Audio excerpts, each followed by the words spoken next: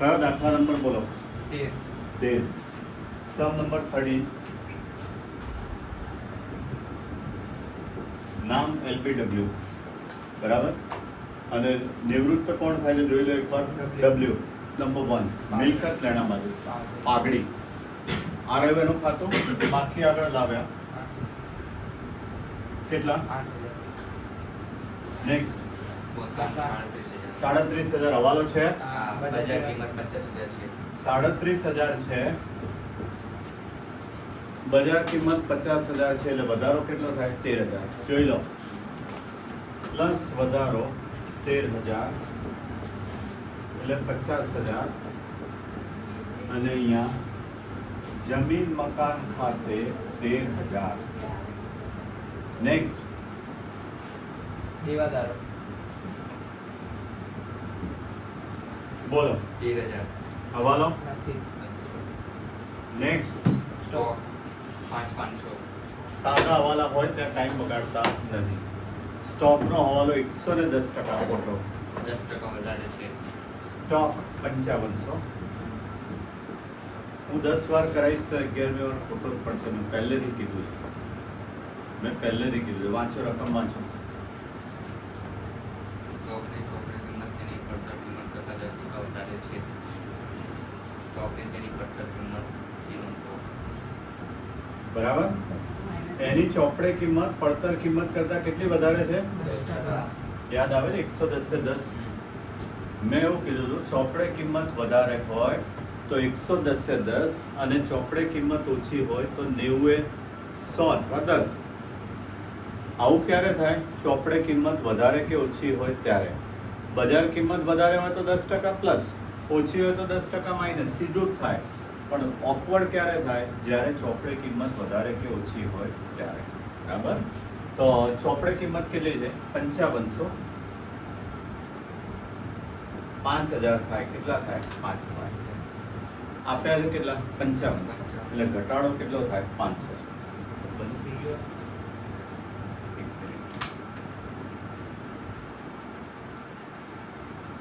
બરાબર. માઇનસ ઘટાડો 500, 5,000. ધ્યાન રાખજો, સ્ટાર કરી રાખજો આ પોઈન્ટ. સ્ટોક ખાતે 500. તમે શું કરવાના? 10% પ્લસ કરો કે માઇનસ કરો, એટલે 550 ખોટો જવાબ કહેવાય તમારો. આવું થાય. સ્ટોક કે બાદ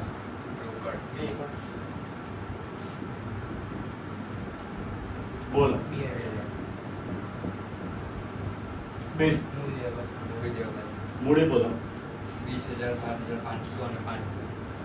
20,000 5,500 અને 5. અને બાકી આગળ લાયા. એટલે હવે કઈ પ્રમાણ આપી દેજો.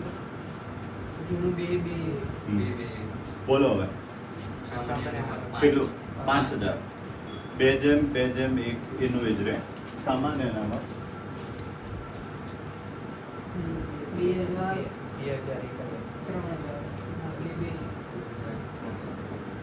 જોઈ લો. આ બધા સહેલા પોઈન્ટ્સ. પછી લેણદારો કેટલા? 20,000. હવાલો નહીં. લેણદારો 20,000. નેક્સ્ટ ખર્ચ ચૂકવવાનું બાકી ચૂકવવાના બાકી ખર્ચ કેટલા? 3,000. નેક્સ્ટ પ્રતિ. પાઘડી અને મૂડી સિવાય કઈ રહે છે? પાઘડી અને મૂડી નહીં. હા. સાંભળો, ખોટું કર્યું હોય એ દૂર કરવું હોય, ધારો કે અંગત ખર્ચ છે, એને ઉધાર કર્યા હતા, શું કરવું પડે? જમા. કોને ઉધારી? W ના બરાબર. અંગત ખર્ચને શું કહેવાય? ઉપાડ. તમે ભૂલથી નફા નુકસાન ખાતે ઉધાર કર્યો તો જમા કરી દો. અને કોનો હતો? W નો. કેટલો? 500 રૂપિયા. અહીંયા આ બાજુ છે ને. નેક્સ્ટ પાઘડી અને બાકી બધું પતી ગયું. બીજો કોઈ હવાલો જોઈ લેજો બરાબર, કઈ રહી ના જાય ભાઈ. પાઘડી, અંગત, ચોપડે કિંમત ઓકે દેખાતું. સ્ટોક આવી ગયો ને? બરાબર. ચાલો. હવે આપણે નફો નુકસાન શોધી નાખીએ. 13,000 દેખાય છે. જુઓ તો 52, 56 ચેક કરો તો. 52, 56 ચેક કરો. મોડે થાય એવું કેલ્ક્યુલેશન છે. 52 અને 26 13,500 તફાવત. તફાવત છે. ટોટલ આપણે કરતા નથી. અહીંયા જગ્યાની લિમિટેશન આવે. અહીંયા ઉધાર કર્યો, અહીંયા જમા. પુનઃ મૂલ્યાંકન ખાતે નફો લખો તો ચાલે. 52, 26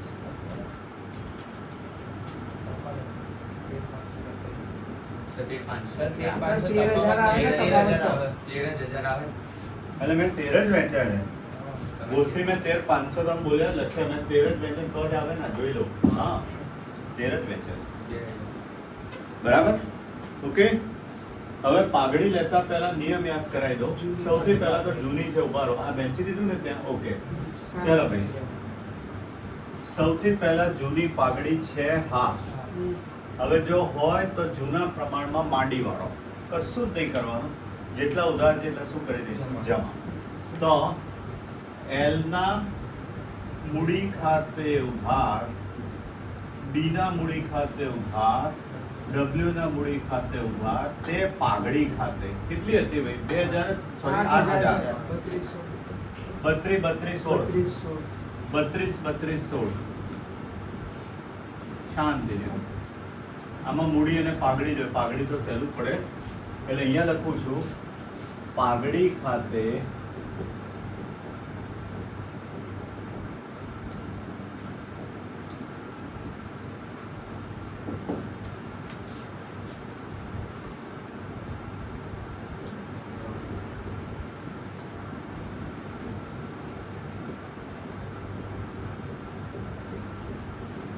હવે નવી પાઘડી આવી. કાયમની આમનો બધાને ખબર જ હોય. જો કોને આપવાની છે? ડબલ્યુ. તો એલ ના મૂડી ખાતે ઉધાર, બી ના મૂડી ખાતે ઉધાર, તે ડબલ્યુ ના મૂડી. કેટલી પાઘડી છે? મૂલ્યાંકન 80,000. હવે ડબલ્યુ નો ભાગ કેટલો છે? 1 છે ને. 2 જેમ 1 બોલે ને. 16,000. કેટલા આપવાના? 16,000. કયું પ્રમાણ? લાભ. બોલો લાભ માટે શું કીધું છે? નફાના ભાગ પૈકી 5/40 ભાગ અને 1/40 ભાગ મળશે. જો થઈ ગયું ને. જો અને એનો ભાગ શોધવાની તો જરૂરત ના રહી ને. એલ કેટલા આપશે? 5/40. બી કેટલા આપશે? 3/40. બરાબર. એટલે પ્રમાણ કેવું હોય તો કયું કહેવાય? 5/3. બરાબર. 10,000 અને 6,000 જરા જોઈ લેજો. 5/3 સહેલું હતું કારણ કે ત્યાગનું પ્રમાણ આપી જ દીધું. 5/40 અને 3/40. કદાચ ગયા દાખલામાં આપણે શોધ્યું હતું આ પ્રમાણ. આઈ વાળો હતો ને કંઈક. મને બહુ યાદ નથી. EMI. ઓકે એનો આપણે શોધ્યું હતું. હા અહીંયા આપી દીધું હતું ડાયરેક્ટ. બરાબર. એલ ના મૂડી ખાતે ઉધાર, બી ના મૂડી ખાતે ઉધાર, ડબલ્યુ ના મૂડી ખાતે 10,100. અહીંયા એલ ના મૂડી ખાતે 10,000, બી ના મૂડી ખાતે 6,000. થઈ ગયું? બરાબર. Okay clear. હવે મૂડી આવી. સોરી મૂડી રહી. મને પહેલા એટલું કહો કે ડબલ્યુ ને પેમેન્ટ કઈ રીતે આપવાનું? બને જ નહીં ને. બને જ નહીં. ના લખ્યું જ છે. રોકડેથી ચૂકવી દેવી. ક્યાં નથી લખ્યું? ફરી બોલો. આખું સેન્ટેન્સ ફરી બોલો તો. ચૂકવી દેવી. ઉભા રહો. પહેલા જે કીધું એમ કરતા જઈએ આપણે. હું પેમેન્ટ આપી દઉં છું. ગઈ વખતે આપણે શેમાં લીધું હતું? લોનમાં. કારણ કે ચૂકવવાનું કીધું નહોતું. અહીંયા જોઈએ 6 ને 2 8 18 24,600. બરાબર. 24,600. 6 ને 5 11 ને 5 2 ને 22,500 ચેક કરી લેજો. અહીંયા રોકડ બેંક ખાતે જોઈ લેજો. કેલ્સી ઉપર એવો તો જોઈ લેજો. અહીંયા W ના મૂડી ખાતે 22,500 બરાબર. ઓકે, ચૂકવી દેવી, ચૂકવાઈ ગઈ, એના સેન્ટેન્સ પ્રમાણે જાઓ. આગળ શું કીધું છે જો તો જે રકમ L અને B એવી રીતે રોકડમાં લાવશે કે જેથી તેમની મૂડી નવા નફા નુકસાન પ્રમાણમાં રહે. તેમની મૂડી નવા નફા નુકસાનના પ્રમાણમાં રહે. જબરજસ્ત સેન્ટેન્સ છે. કોઈ પણ લેવલનો માણસ અહીંયા ભૂલ 100% કરશે જ. એકચ્યુઅલી મને બી આઈડિયા અત્યારે ના આવે કે મારે શું કરવાનું છે, પણ મને એટલી ખબર છે કે મારે નફા નુકસાનનું નવું પ્રમાણ શોધવાનું છે, કારણ કે મૂડી કયા પ્રમાણમાં રહેશે? નફા નુકસાનના નવા પ્રમાણ. હવે સૂત્ર લખીએ. લાભ બરાબર જૂનું પ્રમાણ નવું પ્રમાણ નવું પ્રમાણ માઇનસ જૂનું પ્રમાણ. દશેરા દાડે ગોળું નથી દોડવાનું. L અને B નવું શોધવાનું ને, તમે આવું કીધું હતું. નવું પ્રમાણ બરાબર લાભ પ્લસ જૂનું પ્રમાણ. શાંતિથી. L અને B લાભ કેટલો છે? આ જો તો 540 340 પ્લસ જૂનું પ્રમાણ ભાઈ કયું હતું? 2:1 2/5 થઈ ગયો. 25 પ્લસ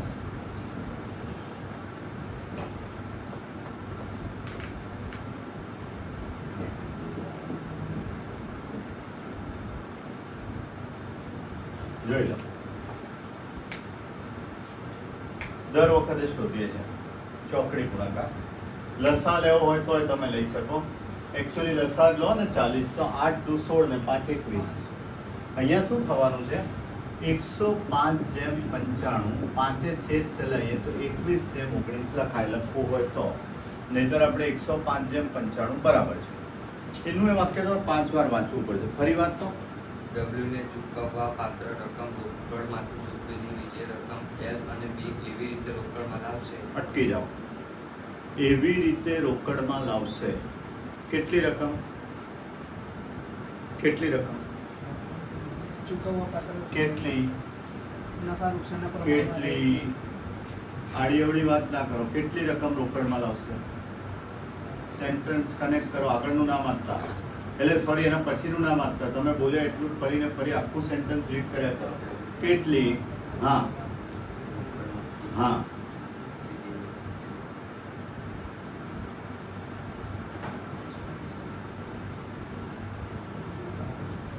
₹22,500 કનેક્ટ થાય છે ને સેન્ટેન્સ. W ને ચૂકવવા પાત્ર રકમ રોકડમાં ચૂકવી દેવી. આ રકમ એટલે કઈ રકમ? 22,500 રોકડમાં લાવશે.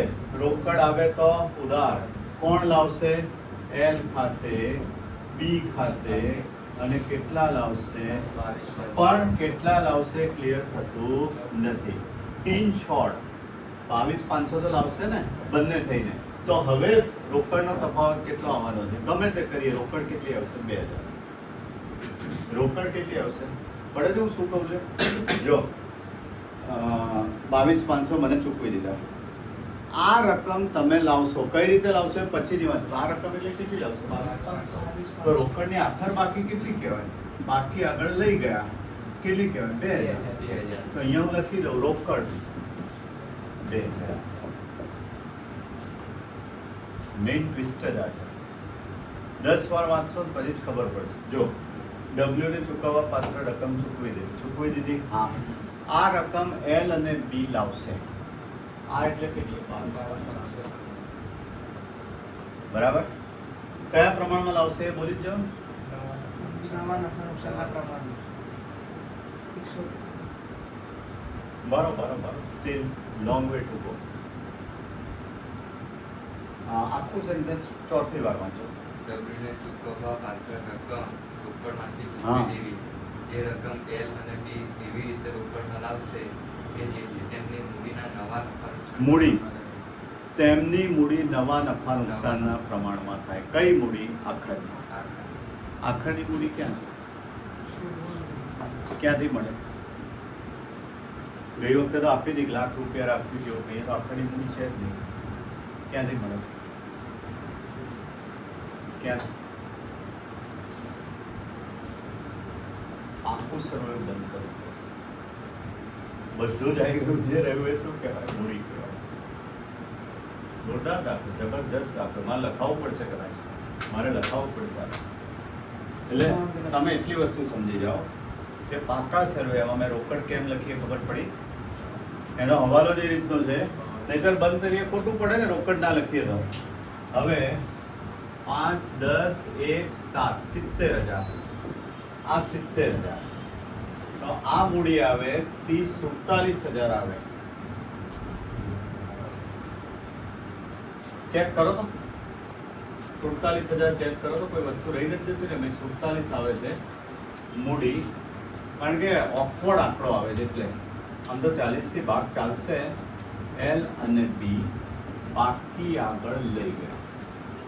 વેરીફાઈ કરો તો 47,000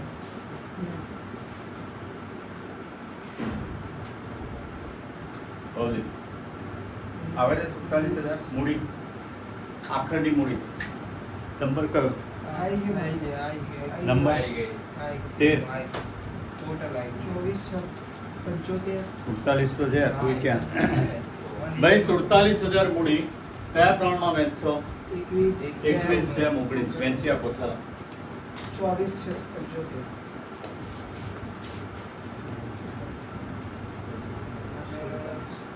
ચેક કરો. 22, 3, 25. આ જુઓ, આખર બાકી 24,675 અને 22,325. હવે જે તફાવત આવે ક્યાં લઈ જવું પડે?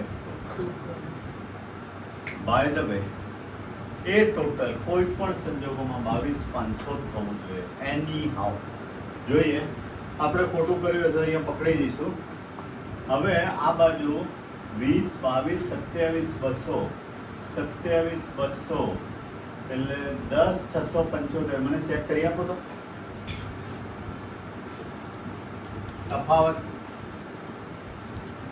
અને આ બાજુ 12, 14, 19, 703 ના થોડુંક આ એટલું જ આવશે. 31, હા એટલું જ આવે. બેમાં ચેક કરો તો બીજામાં એટલું જ આવે છે. સેમ તફાવત જુઓ તો મૂડી ખાતાનો મેં ઓરલ કર્યું.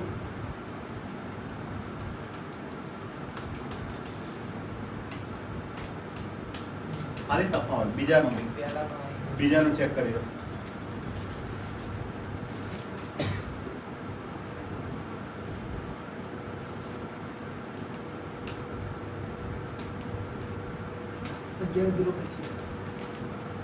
ઓકવર્ડ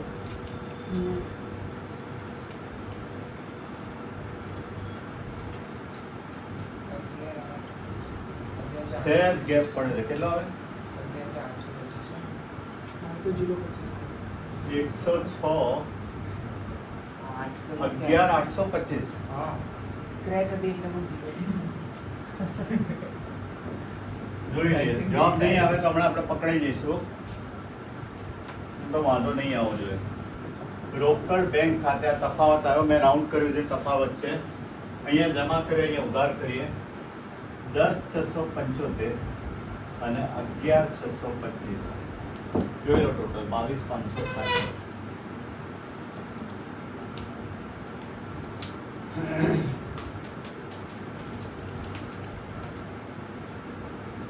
કોઈ કાલે આમાં રોકડ ખાતું મેળવ્યું એ ખબર પડી તમને? ઊંધું ગયા આપણે. 625 ને 11,800. સોરી 800 છે. 11,825. જોઈ લો જોઈ લો. ના મેં કર્યું અહીંયા ટોટલ 22,500 મેં કર્યું ટોટલ, એટલે મેં તમને કીધું. લખો.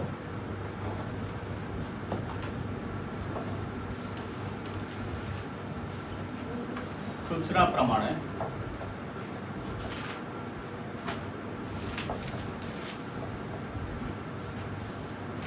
W ની લેણી રકમ એટલે કે તેના મૂડી ખાતાની આખર બાકી 22,500 રોકડમાં ચૂકવી.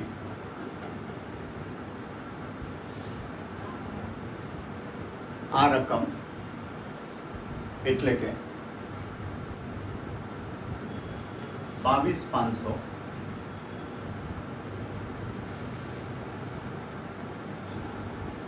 એલ અને બી રોકડમાં લાવશે.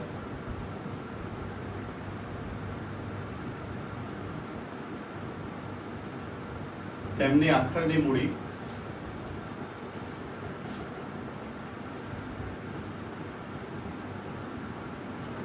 નનુના નવા પ્રમાણમાં રાખવાની છે.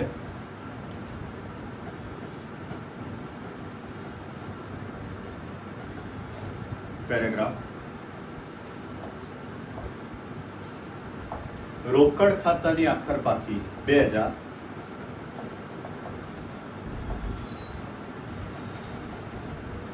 પાકા સરવૈયામાં બતાવતા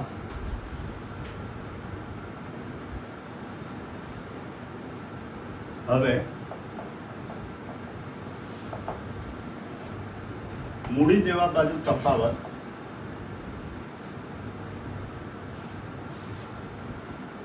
$47,000 આવે છે, જે એલ અને બી ના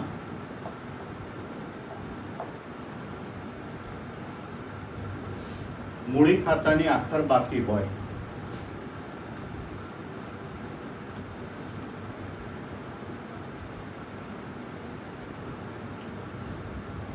હવે મૂડી ખાતાનો તફાવત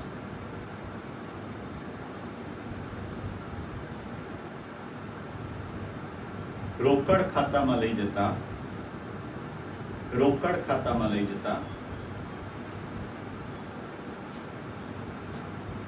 રોકડ ખાતાની બંને બાજુ સરખી થાય. બહુ ઇમ્પોર્ટન્ટ દાખલો છે, ધ્યાન રાખજો, બહુ જ ઇમ્પોર્ટન્ટ. મેઇન આમાં મૂડી જ છે. આમ તો બધું જ સારું છે, સ્ટોક સારો, પાઘડી સારી, નફા નુકસાનનું નવું પ્રમાણ, મૂડી. મેં કીધું ना मूडी सेट करवाना. ओके, सो वीडियो ऑफ किया जाए, लिखा जाए.